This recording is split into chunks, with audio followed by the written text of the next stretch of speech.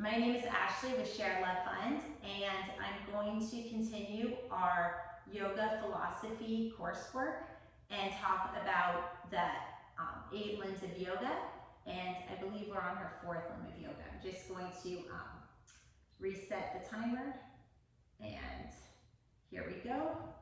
So we talked about yoga philosophy, how there's 8 limbs of yoga. We talked about yamas, which are the ethical disciplines of nonviolence, truthfulness, non-stealing, conservation of energy, and non-greed. Then we talked about Niyama, self-observation, and there's 5 areas of that. Purity and cleanliness is 1. 2 is contentment. 3 is conscious awareness of accepting physical and mental pain as purification. And 4 is self-study, and 5 is self-surrender.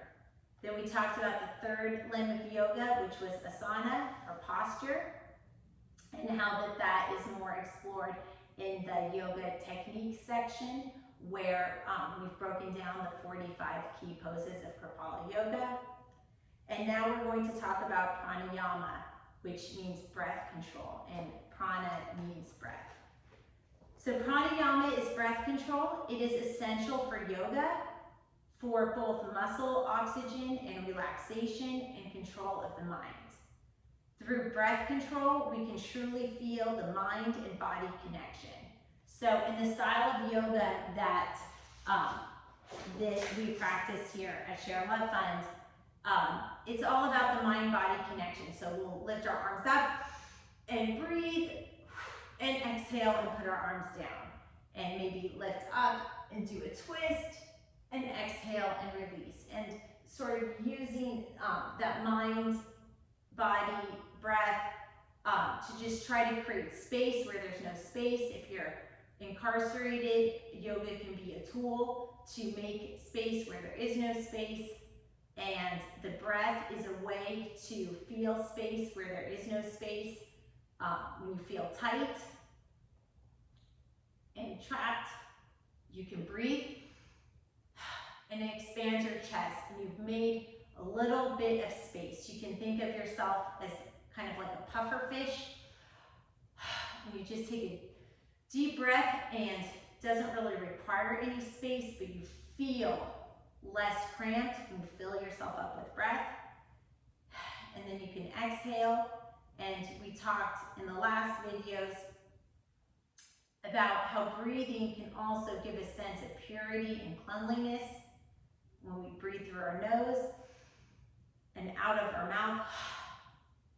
It's almost like having a cleansing wipe when you can't have one. It's something, it's better than nothing, but these are tools to create space where you have no space, to create cleanliness when you have no cleanliness.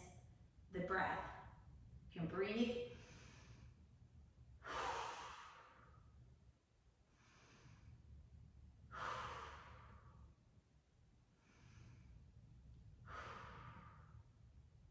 And just try to feel a little bigger, a little more space, a little cleaner, and a little purer with those breaths.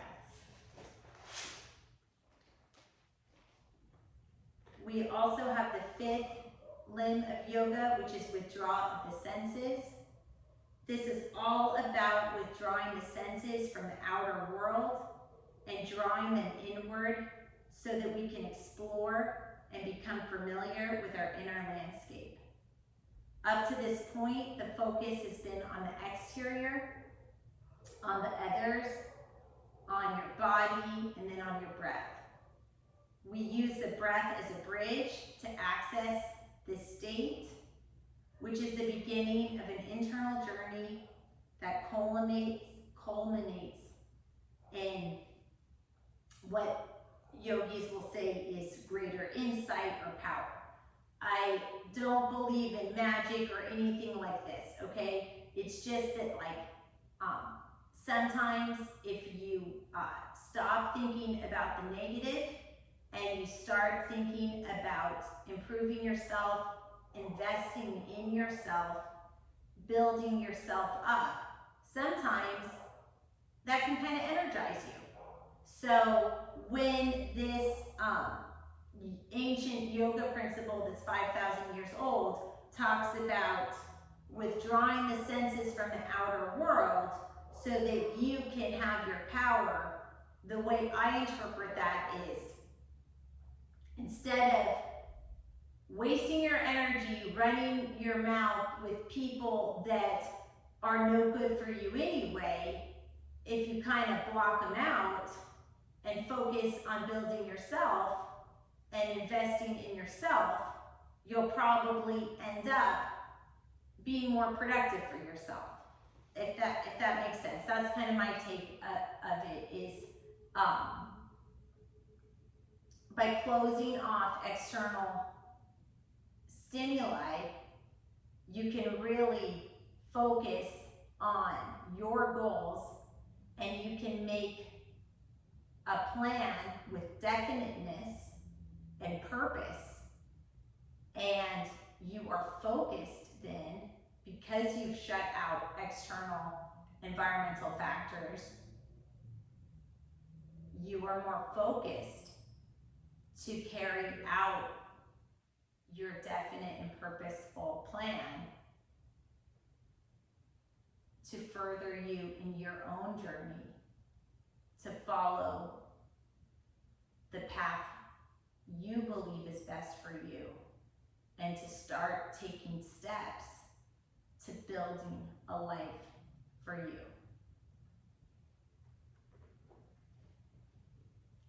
The first 4 stages of the limbs of yoga help us refine parts of our personality that get in the way, that maybe kind of hold us back.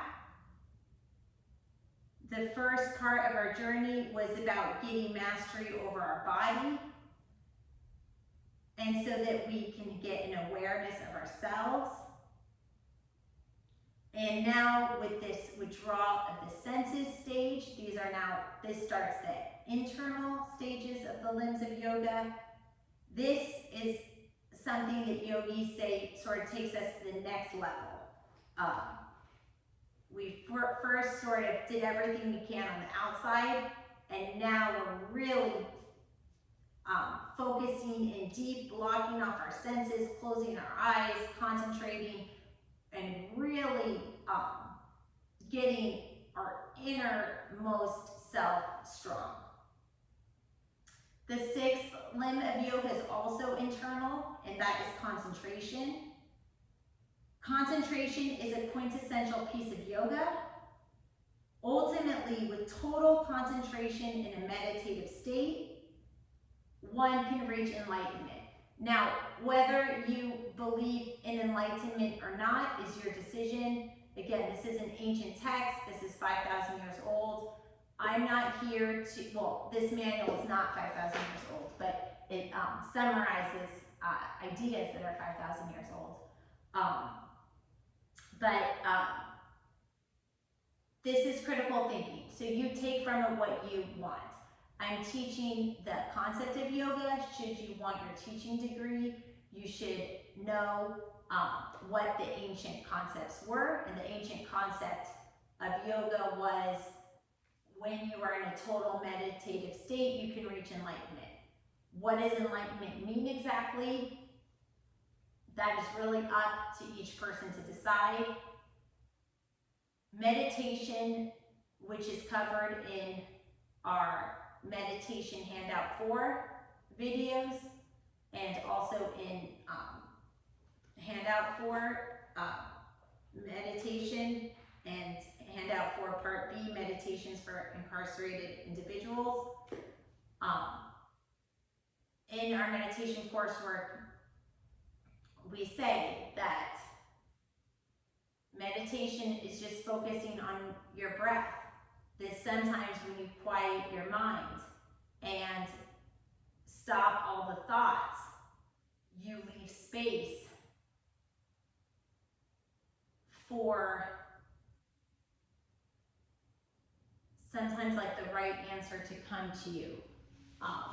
So this idea that responding versus reacting can lead to better decision making, and that sometimes meditating can allow for that more thoughtful response, and that breathing and concentrating on your breath can lead to better decision making. You know, that's how I interpret this. I don't think that there's some, you know, like enlightenment thing, but that is my personal opinion, and you have your own personal opinion. But I just want to be really careful to not make any false promises, and just to be very, very clear that there is no magic formula, okay? Everything we do takes a lot of work, and sometimes we take one step forward and 3 steps back. And so I think that there's always a benefit to education. There's always a benefit to critical thinking and thinking for yourself. And there's always a benefit to learning different perspectives in an academic, non-emotional, non-judgmental way for you to explore with the time you have. And so I present these ideas to you in that concept, in that context, and you can make of it what you want. And the final limb of yoga is absorption, or state of bliss and peace. And that means that this is the ultimate goal of yoga. They say if you master all the other limbs, then your 8th limb, you will have a complete state of bliss and peace. And in the yoga text, it says this is possible, and this is sort of what we think of when we think of a monk who is sitting in the pouring rain, like happy and just completely unfazed by the wind and the rain all around them. And that's the idea, that like when you go through all the processes, all the limbs, you exercise the ethical disciplines of nonviolence and self-observation and of purity and cleanliness and so forth. When you do your yoga postures, and each posture is for a different benefit. When you do pranayama and control your breath, when you withdraw the senses, have concentration plus meditation, then in the yoga text, they say the final result is this state of bliss and peace. And that's sort of like the heaven of yoga. And I'm not here to teach religion or to try to impose ideas on anyone. I'm just teaching the yoga philosophy so that if you want to, you can earn your yoga teaching degree. But this concept, whether you take it literally or you think of it as a figurative concept, the concept is really that the more we master ourselves in terms of the outside world and our internal workings, the more we are going to be stable and unaffected by our external environment. And that is what I believe can be an incredible source of empowerment. And that is why I think that yoga has sustained through the centuries as a useful tool. And I don't think that there is a magic formula or a magic end result. I think that quick fixes don't last, and that a lot of benefits come slow with a lot of work, but then they stick. So I'm not promising anything, you know, it's a journey, but I do think that in small ways,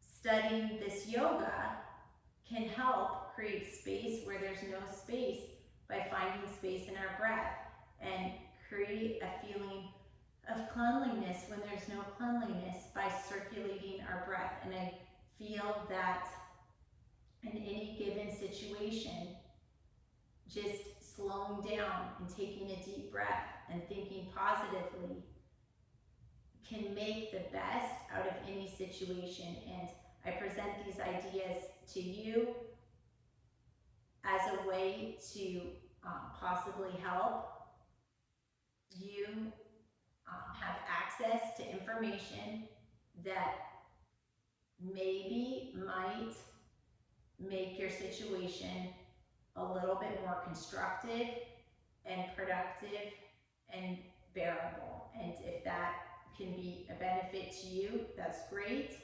And if this does not seem like a benefit to you, then that's okay too. And part of empowerment is making decisions about what boundary doors to open and what boundary doors to close. And all of that is an important part of the process, you making your own decisions about what serves you. With that, I will end this segment. Namaste.